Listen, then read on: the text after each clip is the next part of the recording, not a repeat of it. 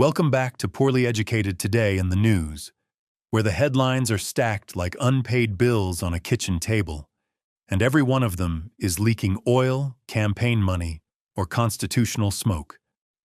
Today, we got war overseas, gas prices climbing like a raccoon up a power pole, primaries turning into loyalty contests, and Washington acting like the instruction manual got eaten by a goat. Segment 1. Epic Fury meets Gas Pump Fury. The big story today is the Middle East, where the United States reportedly paused a major strike on Iran after Gulf leaders begged everybody to stop turning the region into a fireworks stand beside a propane tank. Operation Epic Fury was supposed to be one of those shock and awe specials where the bombs fall, the other side folds, and cable news starts polishing victory graphics before lunch. Instead, Iran got hammered, its leadership got hit, and the whole thing turned into the geopolitical version of stepping on a wasp nest while wearing flip-flops. Iran fired back with missiles, drones, proxy attacks, and enough regional chaos to make every oil trader sweat like a preacher at a tax audit. Now the administration says a deal might be possible, but that deal is tangled worse than Christmas lights in a barn loft. Iran wants sanctions lifted, assets unfrozen, ports reopened, reparations paid, and fighting stopped on all fronts. While the US and Israel do not want Hezbollah folded into the ceasefire like a mystery casserole nobody ordered. Qatar, Saudi Arabia, and the UAE are trying to pump the brakes because they are sitting next to the blast zone, and when your neighbor is lighting dynamite in the driveway, you do not ask for a lawn chair. The grounded part is simple. Military power can break a lot of things, but it cannot always build the off-ramp afterward. Segment 2. The Strait of Hormuz becomes a toll road from hell. The Strait of Hormuz has become the world's worst toll road, except instead of an orange cone and a bored guy waving traffic through, you got sea mines, boarded tankers, drone boats, and the global economy making a noise like a transmission with no fluid. Iran closed off the strait after the February attacks, and the US answered by blockading Iranian ports. So now everybody is standing around the most important oil hallway on Earth yelling, "You move first," like two pickup trucks nose to nose on a one-lane bridge. That waterway normally carries a massive chunk of the world's seaborne oil and liquefied natural gas, which means one bad decision there can show up in your grocery bill before the cashier finishes scanning eggs. Reports say thousands of ships and mariners are stranded, shipping giants have backed away, and crude prices shot up like they heard somebody yell free buffet. And because apparently one kind of disaster was not enough, the war is also hitting fertilizer, aluminum, helium, aviation, and the Persian Gulf itself. Oil spills, smoke plumes, dead fish, and dolphins surfacing through slick water make limited strikes sound about as honest as a diet plan written on a donut box. The economic absurdity is that a fight over missiles can make bread cost more in countries that never fired a shot, because fertilizer gets trapped, fuel gets expensive, and shipping routes start looking like haunted corn mazes. One warning says the world may be sleepwalking toward a food crisis, which is polite diplomat talk for somebody better stop this truck before it jackknifes into the produce aisle. Segment 3. The Internet gets dragged underwater. Just when the oil situation looked bad enough, Iran looked under the ocean and apparently decided the Internet needed a toll booth too.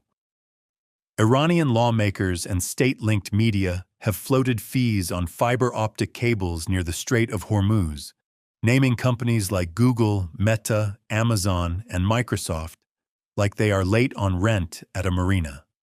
These cables carry most international internet traffic and help move trillions in global financial transactions. So this is not like unplugging your cousin's Wi-Fi because he keeps watching conspiracy videos.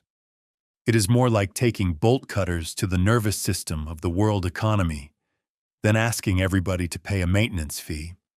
Legal experts say much of the infrastructure is in Omani waters, and U.S. sanctions would block American companies from paying anyway. But this threat is not really about courtroom footnotes.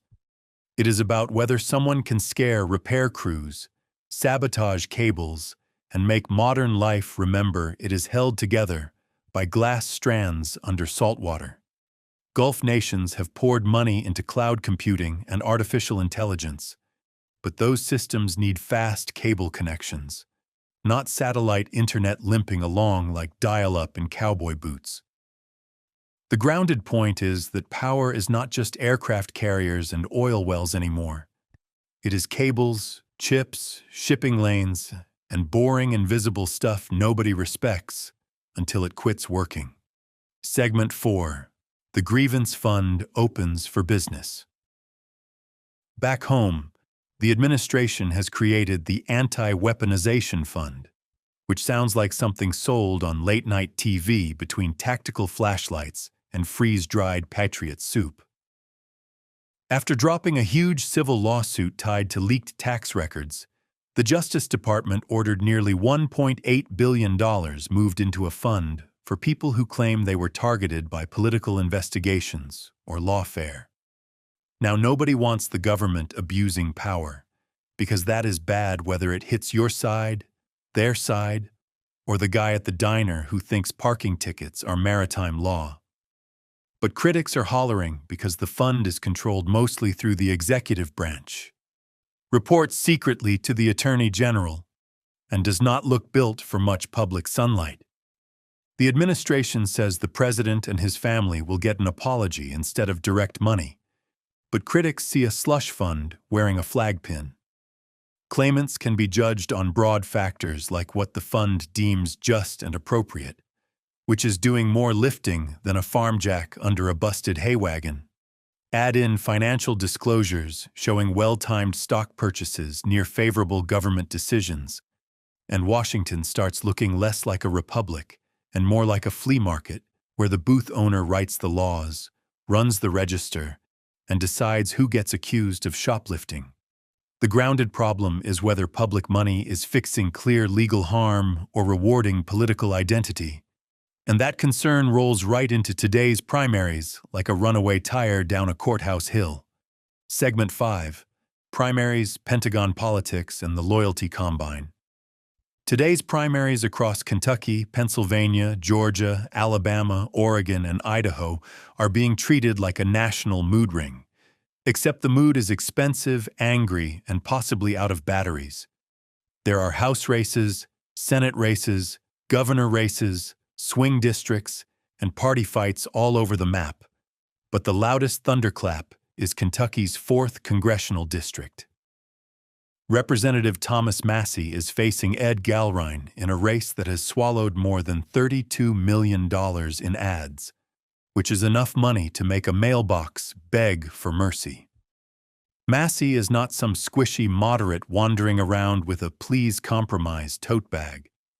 He is a deeply conservative, libertarian-leaning Republican who fights surveillance, fights spending, and opposes the Iran war. But in this political climate, the big sin is not being insufficiently conservative, it is being insufficiently obedient. Then Secretary of War Pete Hegseth showed up in Kentucky to stump for Galrine after official military duties, while insisting he was there in his personal capacity, which is one of those phrases that sounds legal because somebody said it near a lawyer. Critics say it shreds the firewall between the military and partisan politics, and even if officials claim it was vetted, the image is rougher than gravel in a salad. A defense chief backing a primary challenger during an active war is not normal civic plumbing. It is the Pentagon wearing a campaign hat and pretending nobody can see the uniform underneath. In conclusion, today's chaos has a theme, and it is that every boundary is being treated like a suggestion written on a napkin. War is bleeding into gas prices, shipping lanes are bleeding into food costs, Internet cables are becoming hostages, public money is being aimed at political grievances, and primaries are turning into loyalty rodeos with national consequences. The country is being asked to believe all this is normal, but normal does not usually require a naval blockade, a secretive billion-dollar fund, and a defense secretary explaining why his campaign speech is technically just a hobby. So buckle up, because if this is the calm part of the week, the weekend is going to need hazard lights, a fire extinguisher, and maybe a second mortgage for a tank of gas.